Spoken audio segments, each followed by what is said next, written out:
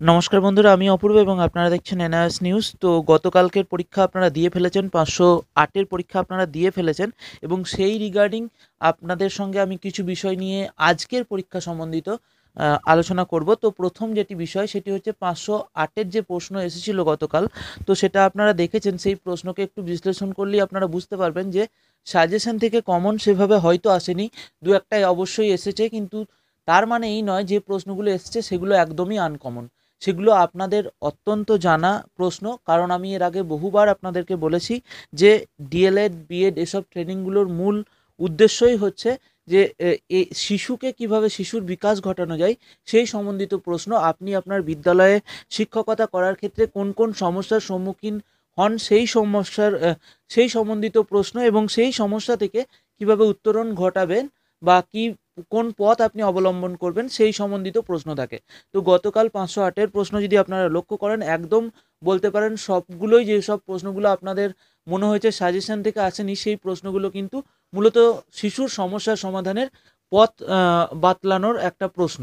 তো সেই জায়গায় দাঁড়িয়ে যদি আজকেও সেই ধরনের প্রশ্ন হয় তো আপনারা প্রস্তুত থাকুন। আমি এর আগে বহুবার বলেছি যে যা প্রশ্নই আসুক না কেন আপনাদের বেশিরভাগটাই জানা, শুধুমাত্র যে প্রশ্নটি আসবে সেই সমস্যাটির কথা বলা হবে এবং যে সমস্যা থেকে উত্তরণের কথা বলা হবে সেই জায়গায় নিজেকে একবার দাঁড় করাবেন যে আপনি আপনার বিদ্যালয়ে এই ধরনের সমস্যার সম্মুখীন হলে কোন কোন উপায় আপনি অবলম্বন করেন সেই সমস্যা থেকে মুক্তির জন্য। এবং অনেকেই আমাকে গতকাল বলেছেন যে সেভাবে কমন পায়নি এবং বানিয়ে আমাকে লিখতে হয়েছে, তাই পরীক্ষা খারাপ হয়েছে। আমি আপনাদেরকে একদম স্পষ্টভাবে বলছি, বানিয়ে লিখেছেন মানে আপনার পরীক্ষা খারাপ হয়নি।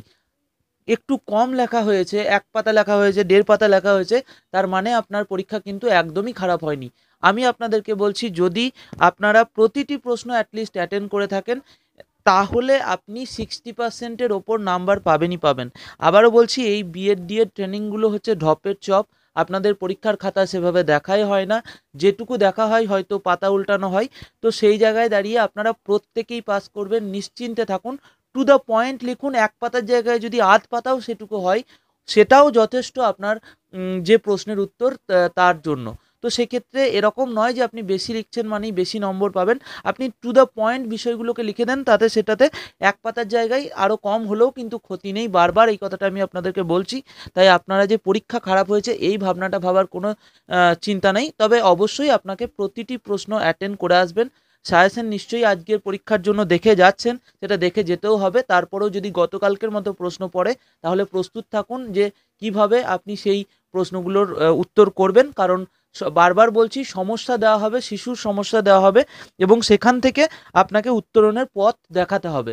সেই জায়গায় দাঁড়িয়ে আজকে হয়তো 509 বা 10-এর কয়েকটি থিওরি থাকবে, তবে তার মানে সেই থিওরি দিয়েই ভর্তি থাকবে না। সেই থিওরিগুলো হয়তো আপনি যদি না জানেন তাহলে হয়তো আপনার একটু লিখতে অসুবিধা হবে। বাকি আপনি 70 থেকে 80% প্রশ্ন কিন্তু কমন পেয়ে যাবেন। আপনার যে অভিজ্ঞতা, আপনি বিদ্যালয়ে পড়ানোকালীন যেসব সমস্যার সম্মুখীন হন সেই সমস্যাগুলো থেকে কিভাবে উত্তরণ ঘটান সেই বিষয়গুলো নিয়ে কিন্তু প্রশ্ন আসবে আজকেও।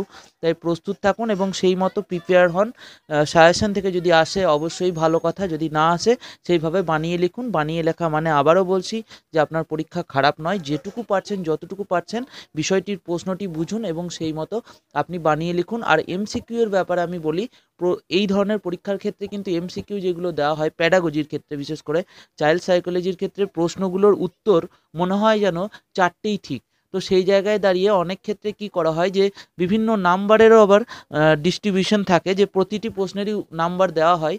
তো সেক্ষেত্রে এনআরএস কী করবে জানা নেই।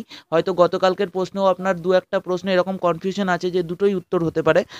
তো সেক্ষেত্রে কিন্তু এনআরএস যেটাকে সঠিক উত্তর হিসেবে বিবেচনা করবে সেটাকেই দেবে। তো এই ধরনের ক্ষেত্রে ১-২টো প্রশ্ন এরকম হয়, অত চিন্তার কিছু নেই। তো এইটুকু আশা করছি যে আজকেও প্রত্যেকের পরীক্ষা আপনাদের ভালো হবে এবং সেই আশা রেখেই ভিডিওটি এখানে শেষ করছি।